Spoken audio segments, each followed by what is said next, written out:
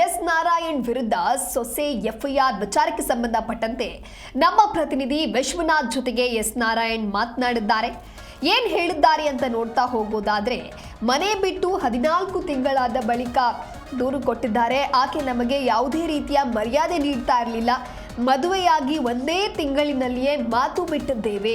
ನಾನು ಮತ್ತು ನನ್ನ ಹೆಂಡತಿ ಅವರ ಜೊತೆಗೆ ಮಾತನಾಡೇ ಇಲ್ಲ ಅಂತ ಹೇಳಿ ಜೀ ಕನ್ನಡ ನ್ಯೂಸ್ಗೆ ನಿರ್ದೇಶಕ ಎಸ್ ನಾರಾಯಣ್ ಸ್ಪಷ್ಟನೆಯನ್ನ ಕೊಟ್ಟಿದ್ದಾರೆ. ಆಕೆ ನಮಗೆ ಮರ್ಯಾದೆಯನ್ನ ಕೊಡ್ತಾ ಇರಲಿಲ್ಲ ಅಂತ ಹೇಳಿ ಎಸ್ ನಾರಾಯಣ್ ಜೀ ಕನ್ನಡ ನ್ಯೂಸ್ಗೆ ಸ್ಪಷ್ಟನೆಯನ್ನ ಕೊಟ್ಟಿದ್ದಾರೆ. ಮನೆ ಬಿಟ್ಟು 14 ತಿಂಗಳಾದ ಬಳಿಕ ದೂರು ಕೊಟ್ಟಿದ್ದಾರೆ. ಇದೆಲ್ಲವೂ ಕೂಡ ಸುಳ್ಳು ಅನ್ನುವಂಥ ನಿಟ್ಟಿನಲ್ಲಿ ಎಸ್ ನಾರಾಯಣ್ ಇಲ್ಲಿ ಸ್ಪಷ್ಟನೆಯನ್ನ ಕೊಡುವಂತ ಕೆಲಸವನ್ನ ಮಾಡಿದ್ದಾರೆ. ಕನ್ನಡ ಚಿತ್ರರಂಗದ ಖ್ಯಾತ ನಟ ಹಾಗೆ ನಿರ್ದೇಶಕ ಎಸ್ ನಾರಾಯಣ್ ವರದಕ್ಷಿಣೆ ಕಿರುಕುಳ ಆರೋಪಕ್ಕೆ ಸದ್ಯ ಸಿಲುಕಿರುವಂಥದ್ದು. ಅಂದ್ರೆ ಎಸ್ ನಾರಾಯಣ್ ಅವರ ಸೊಸೆ ಮಾವ ಎಸ್ ನಾರಾಯಣ್ ಮೇಲೆ ವರದಕ್ಷಿಣೆ ಕಿರುಕುಳದ ಆರೋಪವನ್ನ ಹೊರಿಸಿದ್ದಾರೆ. ಎಸ್ ನಾರಾಯಣ್ ಅವರ ಪುತ್ರ ಪವನ್ ಅವರ ಪತ್ನಿ ಪವಿತ್ರ ಅವರು ಇದೀಗ ಪತಿ ಪವನ್ ಹಾಗೆ ಎಸ್ ನಾರಾಯಣ್ ಮತ್ತೆ ಅವರ ಪತ್ನಿಯ ವಿರುದ್ಧವಾಗಿ ವರದಕ್ಷಿಣೆ ಕಿರುಕುಳದ ಆರೋಪವನ್ನ ಮಾಡಿದ್ದಾರೆ. ಹಾಗಾಗಿ ಇದೀಗ ತಮ್ಮ ಮೇಲೆ ಬಂದಿರತಕ್ಕಂಥ ಆರೋಪದ ಬಗ್ಗೆ ಎಸ್ ನಾರಾಯಣ್ ಜೀ ಕನ್ನಡ ನ್ಯೂಸ್ಗೆ ಸ್ಪಷ್ಟನೆಯನ್ನ ಕೊಟ್ಟಿದ್ದಾರೆ. ತಮ್ಮ ಮೇಲೆ ಬಂದಿರತಕ್ಕಂಥ ಆರೋಪವನ್ನ ತಳ್ಳಿ ಹಾಕಿದ್ದಾರೆ.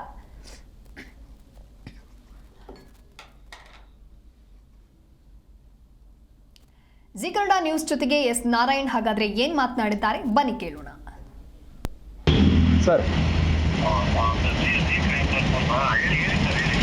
ಸರ್ ವಿಶ್ವನಾಥ್ ಮಾತಾಡ್ತಿದ್ದೀನಿ. ಸರ್ ಒಂದು ನಿಮ್ಮ ಎರಡನೇ ಮಗನ ಹೆಂಡತಿ ಒಂದು ಕಂಪ್ಲೇಂಟ್ ರಿಜಿಸ್ಟರ್ ಮಾಡಿದ್ದಾರೆ ನಿಮ್ಮ ಮೇಲೆ. ಸರ್ ಅದು ಏನು ವಿಷಯಕ್ಕೆ ಏನು ಸ್ವಲ್ಪ ಕ್ಲಾರಿಟಿ ಕೊಡ್ಬೋದಾ ಸರ್? ಅದು ಸರ್ FIR ಇದೆ, ಬಟ್ ನಿಮ್ಮ ಕಡೆಯಿಂದ ಸಮಜಾಯಿಸಬೇಕಲ್ಲ ಸರ್, ನಿಮ್ಮ ಕಡೆಯಿಂದ ಒಂದು ಕ್ಲಾರಿಟಿ ಬೇಕು. ಏನಕ್ಕೆ ಹಂಗಾಯ್ತು?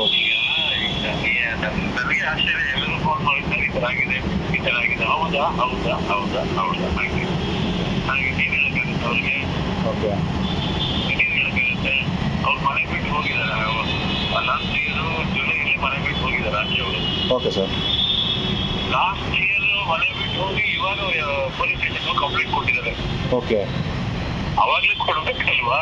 ಓಕೆ ನಾವೇನಾದ್ರು ತಪ್ಪುಗಳು ಮಾಡಿದ್ದಾಗ, ಇವ್ರಿಗೆ ಏನಾದ್ರು ತೊಂದರೆ ಮಾಡಿದ್ದಾಗ, ಇವ್ರಿಗೆ ಏನಾದ್ರು ಮಾನಸಿಕ ಹಿಂಸೆ ಮಾಡಿದ್ದಾಗ ತಕ್ಷಣ ಪೊಲೀಸ್ ಕಂಪ್ಲೇಂಟ್ ಕೊಡ್ಬೇಕು. ನೀವು ಸರ್ವ ಸ್ವತಂತ್ರ ನೀವು ಅಲ್ವಾ?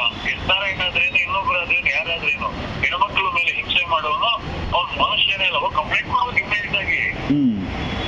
14 ತಿಂಗಳು ಆದ್ಮೇಲೆ ಹೋಗಿ ಕಂಪ್ಲೇಂಟ್ ಕೊಡುವಂಥದ್ದು ಇದಿದೆ ಸರ್. ಈ 1 ವರ್ಷದ ಹಿಂದ್ಗಡೆನೆ ಮನೆ ಬಿಟ್ಟು ಹೋಗಿದ್ದ ಸರ್ ನೀವು ನಿಮ್ಮ ಸೊಸೆ? ಜುಲೈ 12, 2024. ಓಕೆ ಹೌದು. Okay okay sir. ಈಗ ಏನು ಸರ್ ಅವರು ಕಂಪ್ಲೇಂಟಲ್ಲಿ ರಿಜಿಸ್ಟರ್ ಮಾಡಿದ್ದಾರೆ, ನನ್ನ ಗಂಡನಿಗೆ ಯಾವುದೇ ರೀತಿ ಕೆಲಸ ಇರಲಿಲ್ಲ, ನಾನೇ ನೋಡ್ಕೊಳ್ತಾ ಇದ್ದೆ, ಮತ್ತು ಅವ್ರ ಅಕಾಡೆಮಿ ಸ್ಥಾಪನೆ ಮಾಡೋದಕ್ಕೆ 10 ಲಕ್ಷ ಕೊಟ್ಟಿದ್ದೀನಿ ನಾನು, ಮತ್ತು ನನಗೆ ತುಂಬ ಟಾರ್ಚರ್ ಮಾಡಿದ್ದಾರೆ ಅಂದರೆ ನಿಮ್ಮ ಹೆಸರು ಮತ್ತು ನಿಮ್ಮ ಶ್ರೀಮತಿಯವ್ರ ಹೆಸರನ್ನು ಮೆನ್ಷನ್ ಮಾಡಿದ್ದಾರೆ ಕಂಪ್ಲೇಂಟಲ್ಲಿ. ಅದಕ್ಕೆ ಸರ್, ಅದಕ್ಕೆ ನಾವು ನಮಗೂ ಹಾಂ ಸರ್ ಇದೆಲ್ಲ ನೋಡ್ತೀನಿ, ನಗು ಬರುತ್ತೆ. ಏನ್ ಹೇಳುದು, ಪಾಪ ಅವ್ರಿಗೆ ಬೇರೆ ಏನ್ ಆರೋಪ ಹೊರಿಸಬೇಕು ಏನೋ ಸಿಗ್ಲಿಲ್ಲ. 14 ತಿಂಗಳು ಯೋಚನೆ ಮಾಡಿದ ಕೂತ್ಕೊಂಡು. ನಾವು ಸ್ಕ್ರಿಪ್ಟ್ ಮಾಡಕ್ಕೆ ರೂಮ್ ಹಾಕಿಬಿಟ್ಟು ಯೋಚನೆ ಮಾಡ್ತೀವಲ್ಲ, ಆತರ ಇವ್ರು ಸ್ಕ್ರಿಪ್ಟ್ ಮಾಡಕ್ಕೆ ಯೋಚನೆ ಮಾಡಿ 14 ತಿಂಗಳು ಯೋಚನೆ ಮಾಡಿ ಏನಾಗ್ಬೋದು ಏನು ಹೇಳ್ಕೊಟ್ಟಿದ್ದಾರೆ. ಡೌರಿ ಹಾಕ್ರಿ, ಅರೇಂಜ್ಮೆಂಟ್ ಹಾಕ್ರಿ ಅಂತ ಈಗ ಹಾಕಿದ್ದಾರೆ. ಕಂಪ್ಲೇಂಟ್ ಆಗಿದೆ. ಅವರು ನನ್ನ ಮಗನ್ನ ಸಾಕೋದಕ್ಕೆ ಅವ್ರ ಅಪ್ಪ ಬದುಕಿದ್ದಾನೆ ಸರ್. ಅವ್ರ ಅಪ್ಪನ ಕೈ ಕಾಲು ಬಿಟ್ಟುಬಿಟ್ಟಿದೆ ಸರ್. ನನ್ನ ಮಗನ್ ಸಾಕೋದಕ್ಕೆ ಯಾರಿಗೆ ಅವಕಾಶ ಇದೆ ಸರ್? ನಾನು ಬೀಳಿಸ್ಬಿಟ್ಟಿದ್ದೀನಿ ನಮ್ಮ ಮಕ್ಕಳನ್ನ. ಬರ್ರಿ ಕಂಡವ್ರೇನು ಅನ್ನ ಹಾಕ್ರಿ ಅಂತ ಬೀಳಿಸ್ಬಿಟ್ಟಿದ್ದೀನ ನಾನು. ನನ್ನ ಮಕ್ಕಳು ನಾವು ಜನ್ಮ ಕೊಟ್ಟಿದ್ದೀವಿ, ನಾವು ಸಾಕ್ತೀವಿ, ಅವ್ರ ಬದುಕು ನಾವು ರೂಪಿಸ್ತೀವಿ. ಸಮಾಜದಲ್ಲಿ ನಾನೊಬ್ಬ ಗುರುತಿಸ್ಕೊಳ್ಳುವಂತ ವ್ಯಕ್ತಿ. ನನಗ್ ಗೊತ್ತಿದೆ ನನ್ನ ಮಕ್ಕಳ ಬಗ್ಗೆ ಜವಾಬ್ದಾರಿ ನನಗಿದೆ. ಅದನ್ನೆಲ್ಲ ಪ್ರಶ್ನೆ ಮಾಡಕ್ಕೆ ಇವ್ರು ಯಾರು? ಅವರು ಬೇರೆ, ಅವರು ಸಂತೋಷನ ಬಯಸಿ ಮನೆಯಿಂದ ಆಚೆ ಹೋಗಿದ್ದಾರೆ. ಇರ್ಲಿ ಅವರು, ನಾನು ಅದನ್ನ ಪ್ರಶ್ನೆ ಮಾಡಕ್ಕೆ ನಾನೇ ಅಲ್ಲ ಸರ್. ಇಶ್ಯೂ ನಾನು ಹೆಚ್ಚಿಗೆ ಮಾತಾಡೋದಿಲ್ಲ, ಸಾರಿ ಸರ್. 14 ತಿಂಗಳಾದ್ಮೇಲೆ ಕಂಪ್ಲೇಂಟ್ ಕೊಡೋ ಉದ್ದೇಶ ಏನು ಅಂತ ಏನು ಅನ್ಸುತ್ತೆ ನಿಮ್ಗೆ? ಗೊತ್ತಿಲ್ಲ ಸರ್. ಇದು ಕಾಮಿಡಿ ಪಿಕ್ಚರ್ ಅನ್ನಿಸುತ್ತೆ ನಮ್ಗೆ. ಓಕೆ. ಕಾಮಿಡಿ ಸಿನಿಮಾಗಳು ಮಾಡ್ತೀವಲ್ಲ ಸರ್, ಆ ತರ ಇದು ಕಾಮಿಡಿ ಪಿಕ್ಚರ್ ಅನ್ನಿಸುತ್ತೆ. ಸರ್ ಪೊಲೀಸ್ನವ್ರ ಕಡೆಯಿಂದ ಏನಾದ್ರು ನೋಟಿಸ್ ಏನಾದ್ರು ಬಂದಿದೆಯಾ ಸರ್ ನಿಮಗೆ? ಇಲ್ಲ, ಇನ್ನು ಬಂದಿಲ್ಲ. ಓಕೆ ಓಕೆ, ಏನಾದ್ರು ಸಂಪರ್ಕ ಮಾಡಿದಾರಾ ಪೊಲೀಸರು ನಿಮ್ಮನ್ನ? ಇಲ್ಲ, ಅವರು ತಕ್ಷಣ ಫೋನ್ ಮಾಡಿದ್ರು ನನಗೆ. ಓಕೆ ಸರ್ ಇಂಥ ಕಂಪ್ಲೇಂಟ್ ಆಗಿದೆ ಸರ್, ಆ ಮಗು ಸ್ಟೇಷನ್ ಬಂದು ಕಂಪ್ಲೇಂಟ್ ಕೊಡ್ತೀವಿ ಅಂತ. ಕಂಪ್ಲೇಂಟ್ ತಗೋಬಿಡೋಣ ನಾನ್ಯಾರು. ಯಾರೇ ಬಂದು ಪೊಲೀಸ್ ಠಾಣೆಯಲ್ಲಿ ದೂರು ಕೊಟ್ಟಾಗ ದೂರನ್ನ ದಾಖಲಿಸ್ಕೊಳ್ಬೇಕು, ಅವ್ರ ಕರ್ತವ್ಯ. ದೂರನ್ನ ದಾಖಲಿಸ್ಕೊಂಡು ಅದಕ್ಕೆ ಸೂಕ್ತವಾದ ಕ್ರಮ ತಗೊಳ್ಬೇಕು, ಅದು ಅವ್ರ ಧರ್ಮ. ಅದು ಅವ್ರು ಕರೆದಾಗ ವಿಚಾರಣೆಗೆ ಹೋಗ್ಬೇಕು, ಅದು ನಮ್ಮ ಕರ್ತವ್ಯ.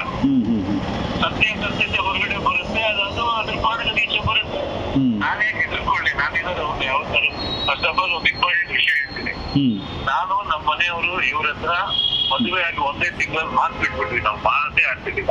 ಯಾವ ಉದ್ದೇಶಕ್ಕೆ ಸರ್? ಬಿಕಾಸ್ ಅವ್ರು ನಮ್ಗೆ ಯಾರಿಗೂ ಮರ್ಯಾದೆನೇ ಕೊಡಲ್ಲ ಸರ್. ಮರ್ಯಾದೆ ಕೊಡದೆ ಮಾತಾಡ್ತಾರೆ.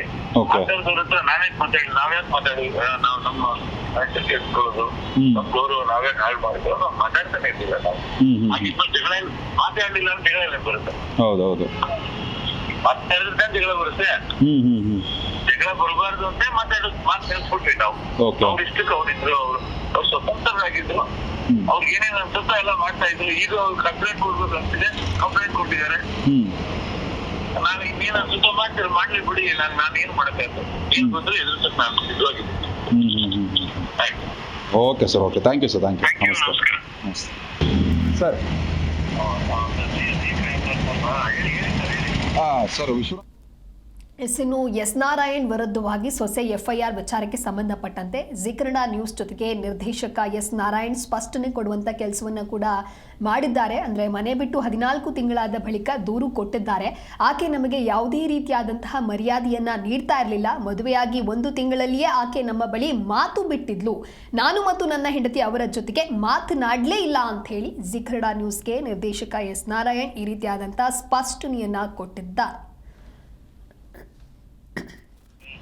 ಮನೆ ಬಿಟ್ಟು ಹೋಗಿದ್ದಾರೆ. ಲಾಸ್ಟ್ ಇಯರ್ ಜುಲೈಲಿ ಮನೆ ಬಿಟ್ಟು ಹೋಗಿದ್ದಾರೆ ಆಚೆ ಅವರು. Okay sir. ಲಾಸ್ಟ್ ಇಯರ್ ಮನೆ ಬಿಟ್ಟು ಹೋಗಿ ಇವಾಗ ಪೊಲೀಸ್ ಸ್ಟೇಷನ್ ಕಂಪ್ಲೇಂಟ್ ಕೊಟ್ಟಿದ್ದಾರೆ. ಓಕೆ, ಅವಾಗ್ಲೇ ಕೊಡ್ಬೇಕಲ್ವಾ? ಓಕೆ, ನಾವೇನಾದ್ರು ತಪ್ಪುಗಳು ಮಾಡಿದ್ದಾಗ, ಇವ್ರಿಗೆ ಏನಾದ್ರು ತೊಂದರೆ ಮಾಡಿದ್ದಾಗ, ಇವ್ರಿಗೆ ಏನಾದ್ರು ಮಾನಸಿಕ ಹಿಂಸೆ ಮಾಡಿದ್ದಾಗ ಓಕೆ, ತಕ್ಷಣ ಪೊಲೀಸ್ ಕಂಪ್ಲೇಂಟ್ ಕೊಡ್ಬೇಕು. ನೀವು ಸರ್ವ ಸ್ವತಂತ್ರ. ನೀವು